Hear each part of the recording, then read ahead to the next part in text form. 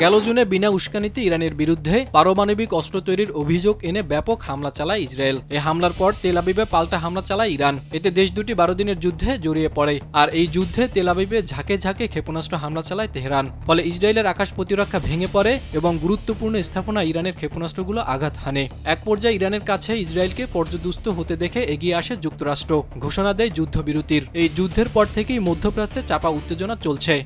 আবারও যে কোনো সময় সংঘাতে জড়িয়ে পড়তে পারে ইরান ও ইসরায়েল। স্যান্ডেলিনা সো, রূপচর্চায় আভিজাত্য। আর এ নিয়ে এবার চাঞ্চল্যকর তথ্য দিয়েছেন ইরানের পররাষ্ট্রমন্ত্রী আব্বাস আরাকচি। তিনি বলেন, ইসরায়েলের সম্ভাব্য নতুন হামলার বিষয়ে যেসব প্রতিবেদন প্রকাশিত হচ্ছে সেগুলো মূলত মনস্তাত্ত্বিক যুদ্ধের অংশ।